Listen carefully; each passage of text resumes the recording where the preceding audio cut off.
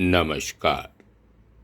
मैं संजीव कुमार आज विज्ञान भैरव के 11वें अंश को संक्षेप में प्रस्तुत करने का प्रयास कर रहा हूँ।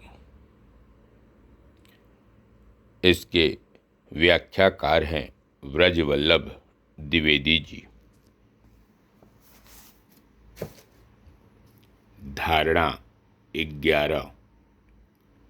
सिर कपाल के भीतर छिद्र में अपने मन को स्थापित कर कपाल रंध्र में विद्यमान स्वयं प्रकाश प्रभास्वर ज्योति को आलंबन बनाकर उसमें धारणा, ध्यान और समाधि का अभ्यास करना चाहिए।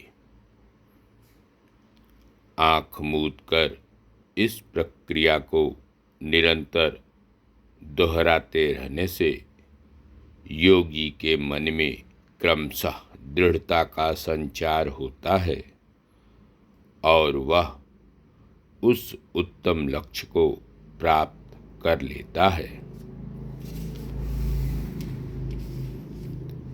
धारणा 12। सुषुम्ना नाम की मध्य नाड़ी हृदय के मध्य में रहती है।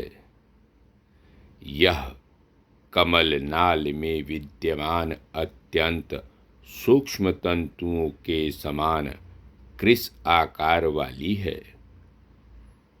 इस मध्य नाड़ी में चिदाकाश स्वरूप अंतर्व्योम का ध्यान करने पर इसकी सहायता से साधक के हृदय में प्रकाशात्मक भगवान शिव प्रकाशित हो उठते हैं। मध्य नाड़ी के भीतर चिदाकाश रूप शून्य का निवास है। उससे प्राण शक्ति निकलती है। इस तरह से विमर्श शक्ति की सहायता से प्रकाशात्मक शिव स्वभाव का प्रादुर्भाव होता है। स्पंदकारिका के अनुसार साधक जब मध्य नाड़ी की सहायता से चिदाकाश में प्रविष्ट होता है तब सोम और सूर्य अर्थात अपान और प्राण अथवा मन और प्राण सुषुम्ना में अपने आप विलीन हो जाते हैं। इस अवस्था के उपस्थित होने पर जो योगी अपने वास्तविक स्वरूप को न पहचान कर सिद्धियों के चक्कर में पड़ जाता है वह तो स्वप्न सुषुप्ति जैसी मूढ़ दशा में ही पड़ा रह जाता है और जो उस अवस्था में भी आगे बढ़ने के लिए प्रयत्नशील रहता है वह चिदाकाश में प्रविष्ट हो प्रकाश में प्रबुद्ध स्वरूप हो जाता है।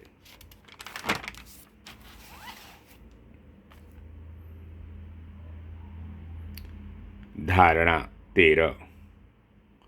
भ्रू मध्य में अवस्थित ग्रंथि को काटने के लिए योगी अपने इंद्रिय रूपी हथियारों से ही काम लेता है, जबकि वह इन आँख आदि इंद्रियों को अंगूठे से और अपनी तर्जनी आदि अंगुलियों से दबाकर उनके बाहर जाने के मार्गों को रोक लेता है। इस प्रकार की क्रिया से योगी को भ्रू मध्य में प्रकाश बिंदु का दर्शन होने लगता है।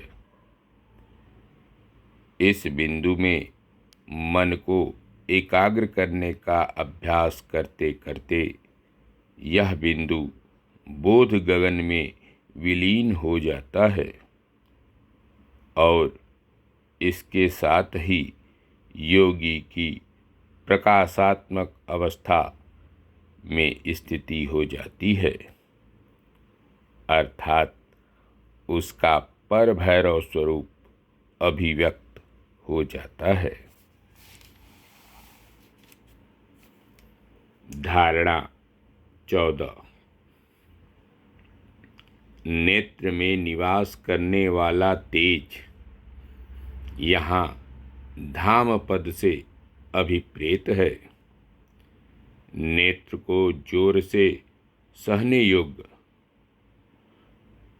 दबाने से सूक्ष्म अग्नि कणों की सी आकृतियां चमक उठती हैं। ये आकृतियां नेत्रों के तेज से निकली किरणें ही हैं। इनमें से किसी एक बिंदु को पकड़कर ऊर्ध्व द्वादशांत अथवा हृदय में उसका ध्यान करना चाहिए, अथवा धाम पद से दीपक प्रभृति के तेज को भी लिया जा सकता है। दीपक जब बुझने लगता है तो वह अत्यंत चंचल हो उठता है और चटकने के साथ उसमें से चिंगारियां निकलने लगती हैं।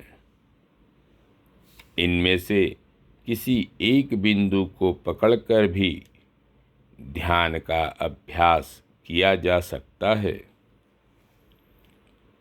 इसकी सहायता से योगी के सब जागतिक विकल्प शांत हो जाते हैं, अर्थात उनके साथ इसकी एक बुद्धि हो जाती है कि यह सारा प्रपंच मुझसे भिन्न नहीं है। इस अवस्था में योगी का परम तेज में समावेश हो जाता है।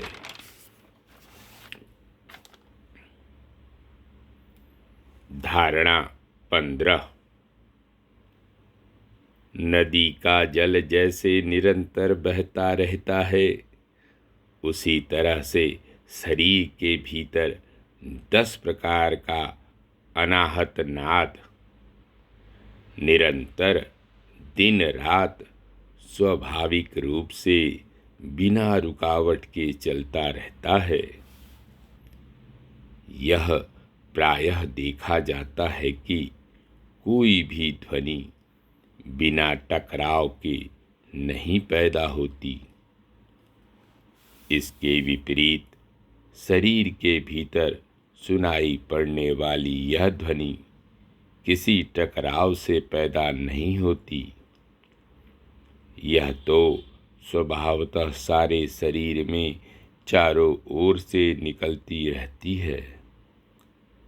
इस ध्वनि को सुनने के लिए अपने कानों को ही पात्र बनाया जाता है, परंतु अनाहत नाद को सुनने के लिए योग्याभ्यास द्वारा सुनने की योग्यता विकसित करनी पड़ती है।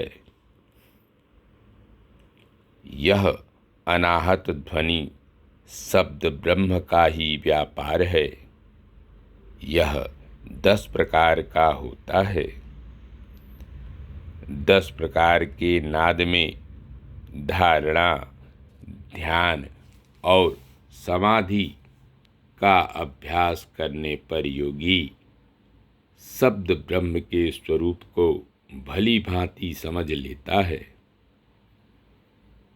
यह वह जान लेता है कि शब्द ब्रह्म से ही परा, पश्यन्ति, मध्यम और वैखरी इन 4 तरह की वाणियों का विकास होता है।